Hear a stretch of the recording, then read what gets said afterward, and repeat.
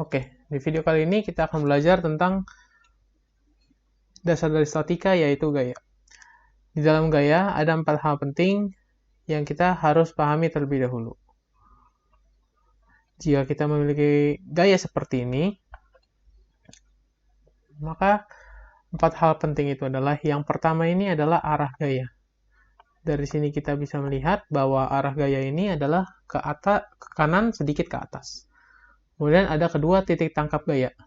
Titik inilah yang disebut titik tangkap.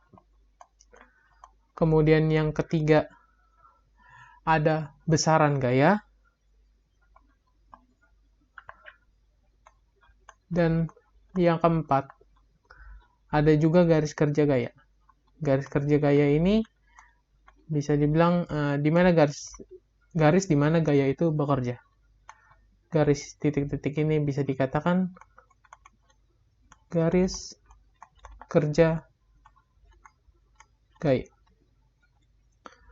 Sebelum kita masuk ke dalam contoh soal di dalam statika ini, kita akan mempelajari beberapa hal-hal penting yang berkaitan dengan gaya ini. Yang pertama adalah kita belajar mengenai momen.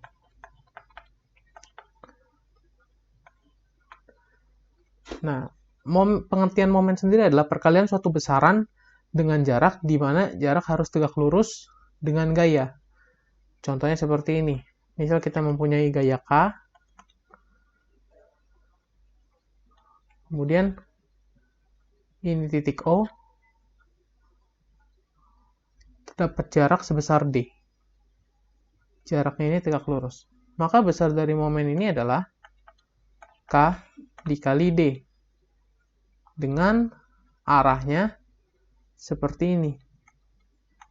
Arah seperti ini kita bisa melihat dari, kita anggap ini sebagai sumber rotasi, maka ketika K-nya ini diputar, maka dia akan searah jarum jam. Karena dari pengertiannya gaya dikali jarak, maka satuan yang umum digunakan adalah Newton dikali jaraknya meter. Nah, plus minus ini, diketahui nilai plus minus dalam perhitungan itu tergantung perjanjian tanda. Jadi di awal ini kita harus membuat perjanjian tanda. Umumnya yang digunakan adalah seperti ini.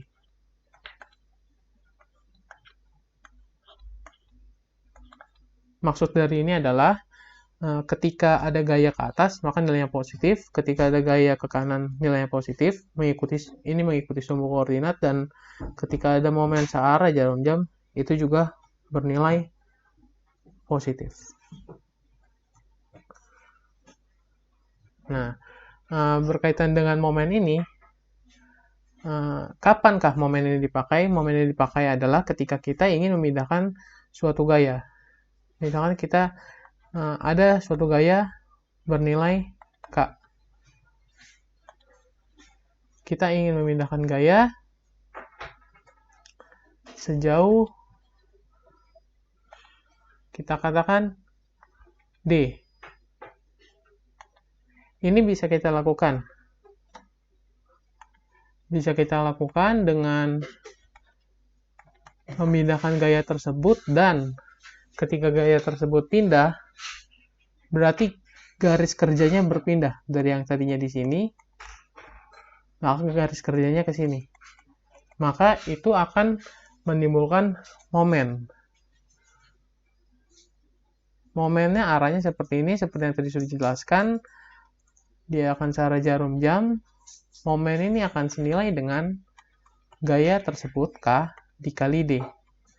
Maka dengan seperti ini bisa dihilangkan, sehingga gaya ini bisa dipindahkan ke garis kerja yang ini.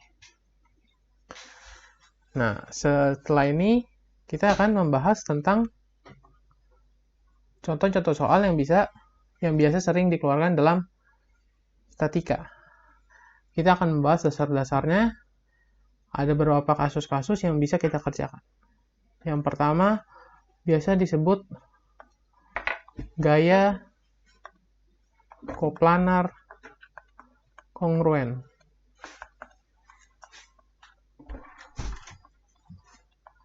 Gaya koplanar kongruen ini maksudnya adalah garis kerja mereka itu saling bersinggungan gitu. Jadi kita bisa selesaikan dengan sumbu koordinat. Misalkan kita ambil sumbu koordinat seperti ini. Kita ambil contoh, misalkan ada gaya sebesar 10 Newton. Kemudian ada gaya lagi sebesar 20 Newton. Kita anggap di sini adalah 37 derajat. Nah, ketika kita bertemu soal seperti ini, maka kita bisa menyelesaikannya dengan cara mengkomponenkan gaya 20 Newton ini sehingga garis kerjanya itu berhimpit dengan sumbu X dan sumbu Y di dalam koordinat ini. Jadi gaya 20 Newton ini akan kita proyeksikan. Yang pertama adalah dia menuju seperti ini, yaitu sebesar 20 cos 37. Kemudian akan diproyeksikan juga ke seperti ini. Menjadi besarnya 20 sin 37. Setelah 20 Newton ini kita proyeksikan ke sumbu X dan sumbu Y, maka kita bisa menghitung resultan gaya-gaya pada sumbu X dan sumbu Y. Pertama kita hitung gaya terhadap sumbu X. Harus diingat, kita harus menuliskan terlebih dahulu perjanjian tanah yang sudah digunakan, yang akan digunakan. Sigma X ini, karena 10 dan 20 cos 37 ke kanan, maka semuanya plus 10 ditambah 20 cos 37 sama dengan plus 10 plus 16 sama dengan 26 Newton. Ini kita bisa katakan sebagai resultan X. Kemudian untuk yang sigma Y, nilainya adalah sebesar plus 20 sin 37. Sigma Y ini kita bisa katakan sebagai RY, akhirnya dengan nilai 12 Newton. Nah, dari Rx dan Ry ini, kita bisa cari akhirnya resultannya. Resultannya ini akhirnya adalah sebesar akar Rx kuadrat tambah Ry kuadrat. Ini mengikuti prinsip Pitagoras. Kita anggap ini Rx dan ini adalah Ry. Misalkan kita pindahkan Ry ke sini, maka kita bisa mendapat nilai R ini. R sama dengan akar Rx kuadrat plus Ry kuadrat. Kemudian nilai alfa ini tentunya berbeda. Belum tentu 30 derajat lagi. Dicarinya dengan cara tangan alfa sama dengan RY per Rx. Depan per miring. Ya, inilah penyelesaian dari contoh gaya coplanar kongruen. Sehingga di hasil akhir itu kita bisa gambarkan seperti ini. Bidang koordinat yang sama.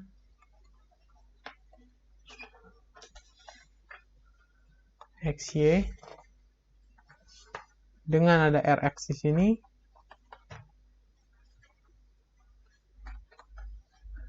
Ada RY di sini.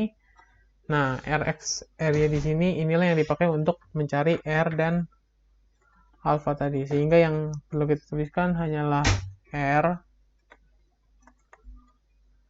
sebesar alfa.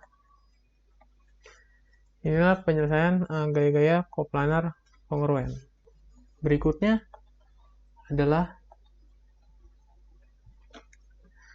kita akan membahas tentang gaya-gaya yang sejajar.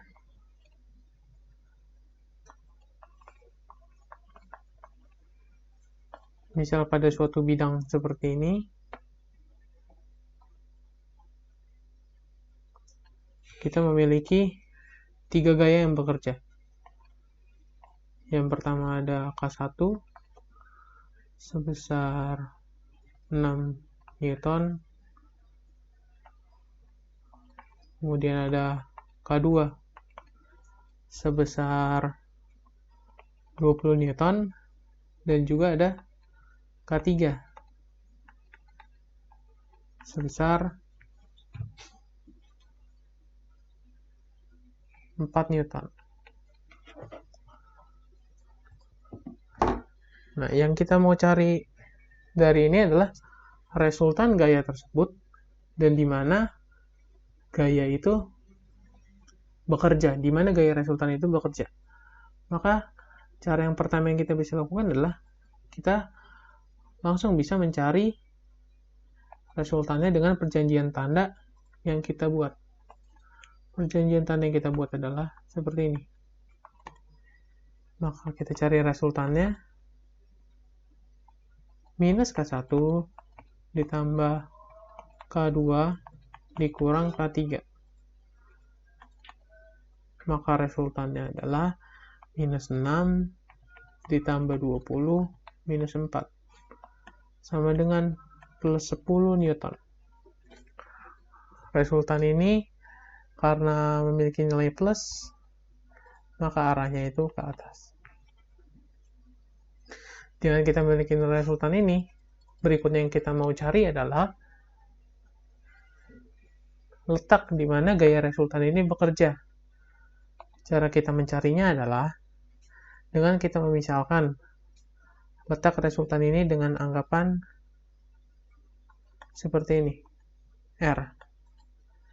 Dengan jarak terhadap K3 adalah X. Maka, untuk mencari letak resultan ini kita perlu yang namanya kopel. Kopel ini adalah gaya yang sama nilainya dengan resultan, tapi dia berlawanan arah. Kopel ini kita gunakan untuk menghitung sigma momen. Kita misalkan dalam soal ini, jarak dari K1 ke K2 2 meter, jarak dari K2 ke K3 2 meter, dan jarak dari R ke K3, itu yang kita cari yaitu X. Nah, maksud dari kopel ini apa?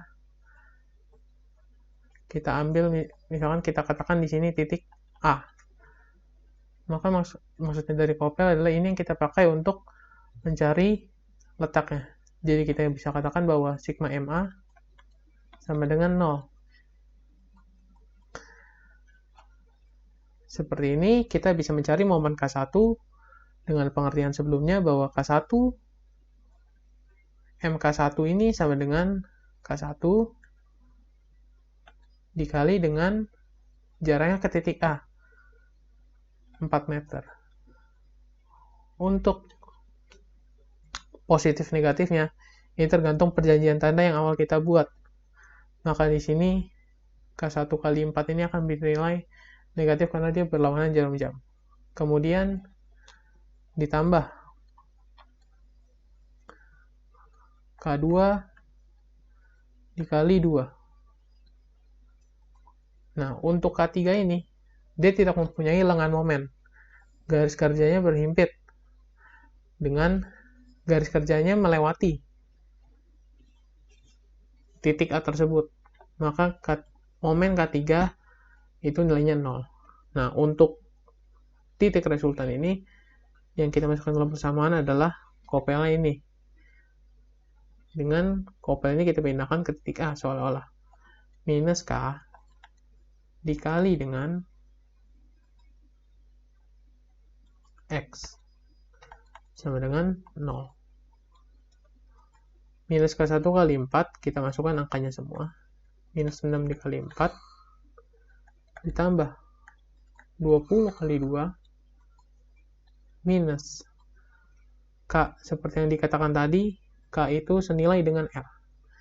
Maka minus 10 dikali X sama dengan 0. Kita kalikan, minus 24 plus 40 minus 10X sama dengan 0. Dari sini kita bisa dapatkan X sama dengan 1,6 meter. Karena untuk nilai 4 dan 2 ini kita masukkan dalam meter, jawaban akhir 1,6 meter, dan karena jawabannya adalah positif, maka perumpamaan yang kita buat sudah benar. Makanya maka itu letak dari R ini adalah 1,6 meter di sebelah kiri titik A. Ini adalah contoh untuk pengerjaan garis-garis yang sejajar. Nah, ada soal ketiga. Kasus ketiga yang bisa kita temui di statika yaitu gaya koplanar non kongruen. Nah, ini kita ambil contoh soal misal seperti ini. Kita mempunyai suatu bidang koordinat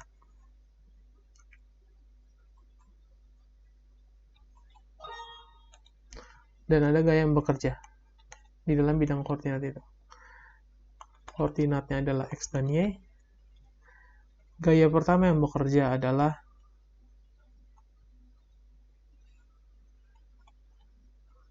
kita beri nama K1 dengan nilai 10 Newton.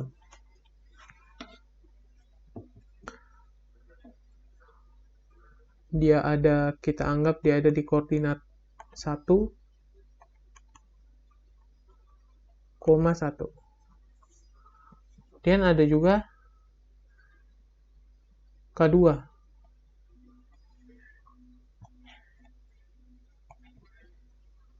K2 ini sebesar 40 Newton. Dia bekerja pada koordinat minus 2, minus 1. Sudut yang terbentuk adalah 37 derajat.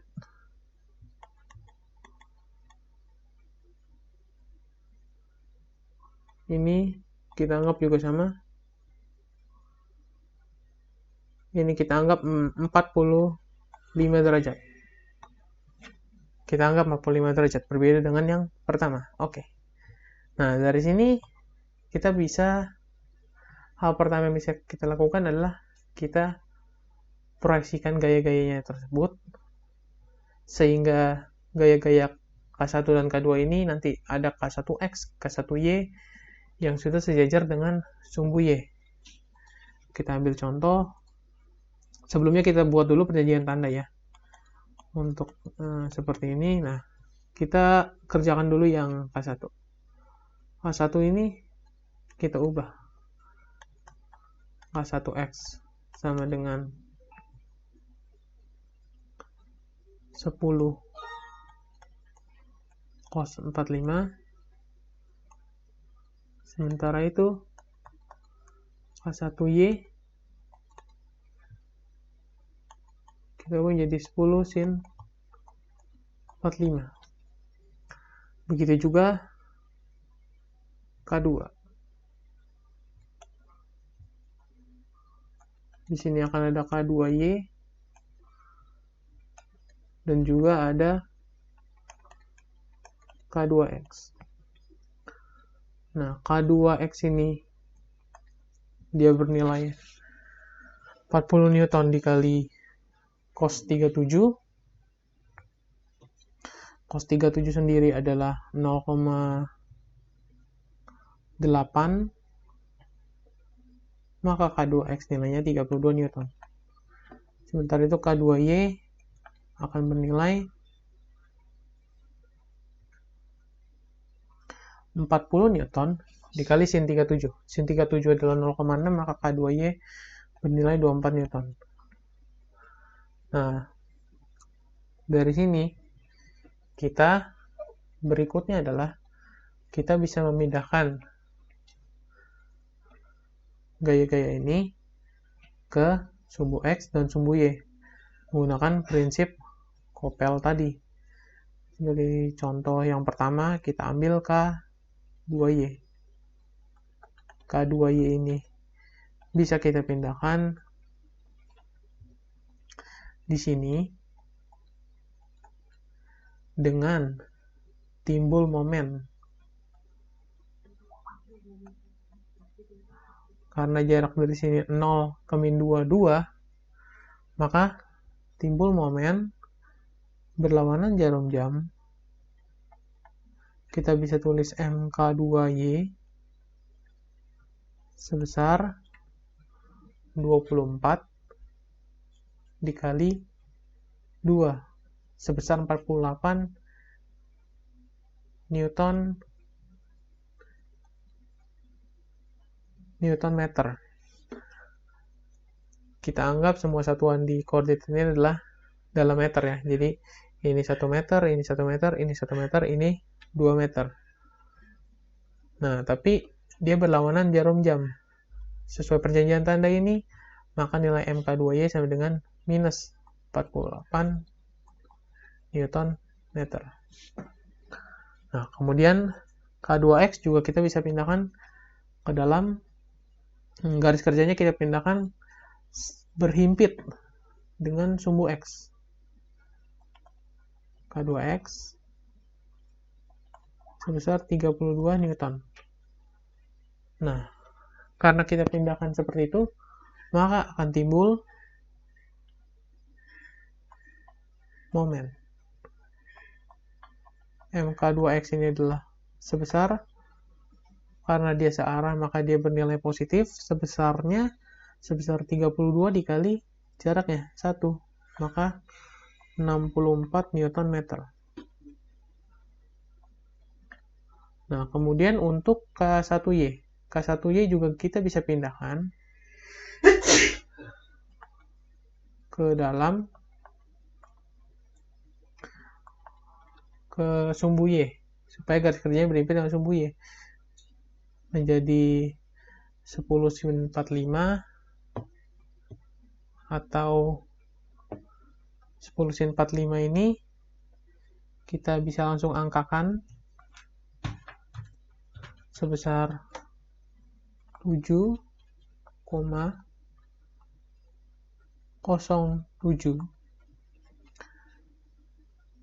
Dan di sini juga sama ya, K1X karena 10 sin 45 juga, 10 cos 45, cos 45 sama dengan sin 45, maka nilainya juga 7,07 Newton. KY ini 7,07, karena kita pindahkan ke sini, maka dia akan timbul momen.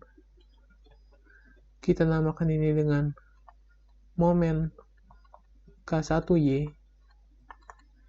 Momen K1Y ini akan bernilai dengan 7,07 dikali 1. Karena dia berlawanan jarum jadi minus 7,07 Newton meter. Kemudian ada juga K1X yang bisa kita pindahkan.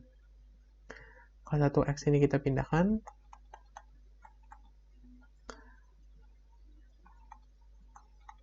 .07 Newton.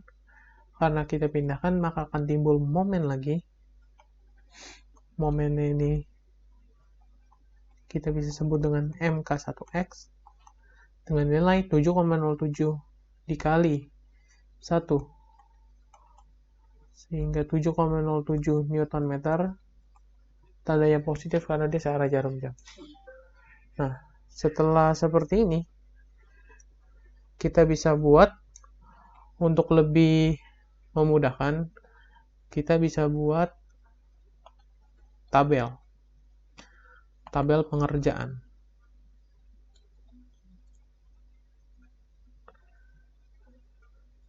Kita buat 4 tabel.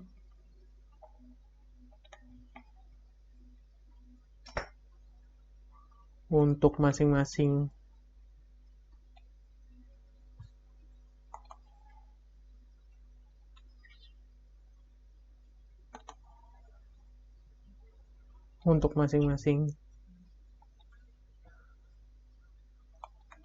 KIX, KIY, MIX, MIY. Nah, kita lihat dulu yang ada yang pertama, ada yang kedua. Nah, dari K1.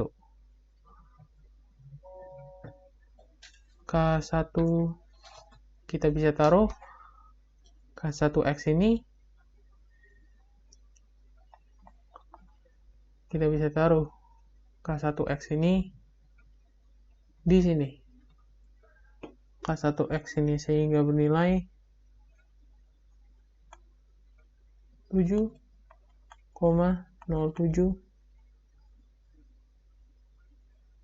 Newton. Kemudian K2X ini kita taruh dengan nilai minus 32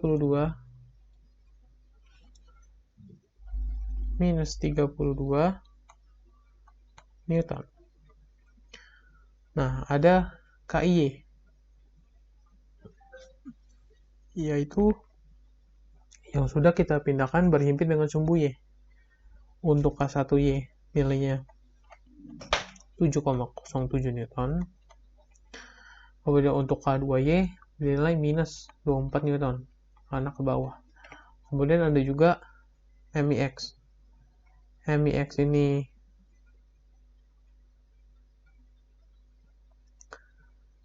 kita bisa lihat dari MK1X yang kita taruh dulu. MK1X dia bernilai 7,07 Newton meter. Untuk MK2X dia bernilai 64 Newton meter. Dua-duanya bernilai minus karena mereka searah dengan jarum jam sesuai dengan perjanjian tanda. Kemudian untuk yang MK1Y dia bernilai minus 7,07 Newton meter. Dan untuk yang MK2Y dia juga bernilai minus 48 Newton meter. Nah, dari sini kita bisa jumlahkan langsung semua. Ini sigmanya ya. Sigmanya untuk ini hasil untuk KIX adalah minus 32 ditambah 7,07.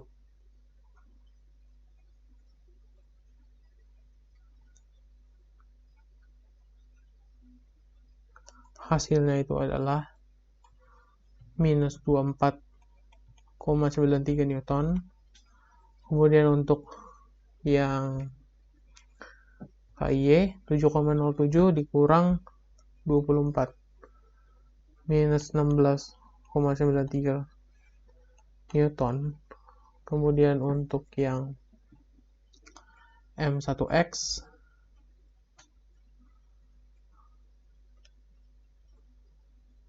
dia bernilai 71,07 Newton meter. Untuk yang MY dia bernilai minus 55,07 Newton meter. Nah, dari sini kita bisa mengetahui, dari hasil ini kita bisa gambar sumbu koordinat yang baru. Kita ambil sumbu koordinatnya seperti ini. Kita gambar yang baru, X dan Y. Nah, sebelum itu, untuk jumlah momen ini kita bisa juga langsung jumlahkan antara M1X dan M1Y, karena dia MX dan MY ini mereka bersama-sama bekerja pada bidang 2 dimensi ini. Jadi mereka sama-sama bekerja dalam satu bidang, maka mereka bisa ditambahkan, maka kita bisa tulis M resultan. Kita bisa tulis ini, M resultan sama dengan 71,07 dikurang 55,07. Dari hasil ini dapat MR sama dengan 16 Newton meter. Nah, dengan dapat MR ini, dan ini kita bisa katakan Rx ya. Ini kita bisa katakan Rx. Ini kita bisa katakan Ry. Karena Rx ini bernilai minus, maka dia akan arahnya ke kiri, yaitu sebesar minus 24,93. Untuk Ry dia juga minus, arahnya ke bawah. Ry sebesar minus 16,93. Nah, dari sini kita mencari resultan gaya tersebut. Dan juga ingat masih ada si MR. MR-nya itu adalah seperti ini, dengan bernilai 16 Newton meter. Nah, langkah yang bisa kita cari saat ini adalah kita bisa mencari R sama dengan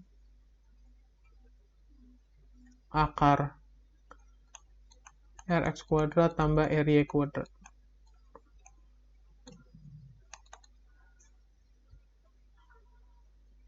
Nah, Rx di sini kita bisa masukkan minus 24,93,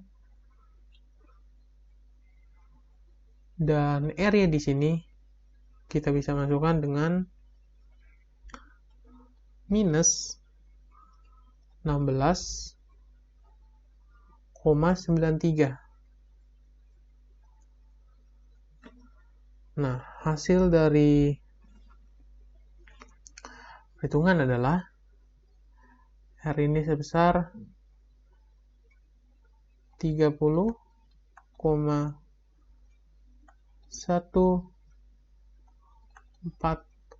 Newton. Maka R kita bisa mengetahui segini.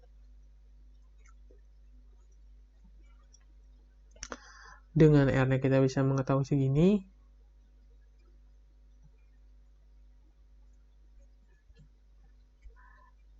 Kita sudah bisa mengetahui besar R-nya. Sekarang yang akan kita cari adalah letak R-nya. Karena selain ada R, ada juga MR. Jadi R ini tidak bekerja persis di titik 0,0. Harus dicari letak yang dikatakan letak gaya resultannya. Nah, kita bisa cari titik tangkap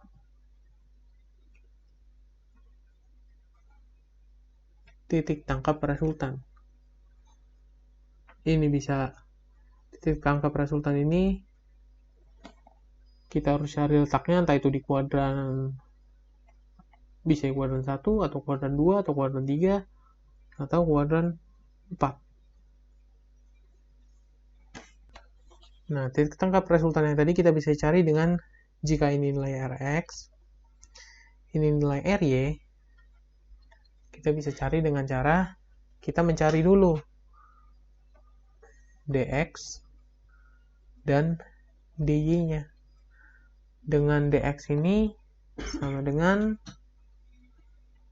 mx per rx. Dan dy ini dengan cara my per rx per ry. Nah, kita cari seperti ini untuk dx. Kita cari untuk dx. Nah, kita bisa lihat di sini ya. M1x ini bernilai positif. Karena positif, maka saya akan menggunakan warna lain. Karena M1x ini positif, maka arahnya itu adalah seperti ini. Jika ada gaya seperti ini dan momen seperti ini, maka kita bisa pindahkan. Maka kita bisa katakan bahwa gaya sebelumnya adalah seperti ini, hanya seperti ini. Dengan koordinatnya ini yang kita tidak ketahui. Nah, titik tangkap inilah yang mau kita cari. Jadi sebenarnya kita bisa katakan bahwa ini terbalik. dy sama dengan mx dibagi rx untuk mendapatkan ini. Berapa banyak dia ke bawah. Dan juga untuk dx-nya kita menggunakan yang y. Jadi seperti ini untuk yang ry kita bisa lihat my-nya itu adalah minus. Berarti dia berlawanan seperti ini. Maka bisa dikatakan bahwa awalnya ry adalah seperti ini. Tapi dipindahkan menjadi seperti ini dengan ada my. Nah, kita carilah di sini. Dengan ini kita bisa mengetahui Rx ini bergeser ke bawah, Ry bergeser ke kiri. Berarti kemungkinan dan sudah pasti bisa dikatakan bahwa titik tangkap resultan ini sebenarnya ada di kuadran 3. Sebenarnya ada di kuadran 3. Oke. Kita bisa langsung cari dengan dy sama dengan mx per rx. mx-nya itu 71,07 Nm. Kemudian untuk rx-nya 24,93. Maka hasil yang dapat adalah 2,85 dan juga untuk dx-nya my per ky 55,07 dibagi dengan 16,93. Hasilnya adalah minus 3,2528 atau kita bisa sederhanakan dengan minus 3, kita bisa sederhanakan cukup 3,25. Oke. Dengan seperti ini kita bisa mengetahui dengan D-nya itu di koordinat minus 2,85 dan dx-nya itu minus 3,25. Maka itulah hasil akhir. Kita bisa mengetahui di mana letak R tersebut beserta total R-nya ini. Sekian yang kita bisa pelajari dalam video ini. Terima kasih.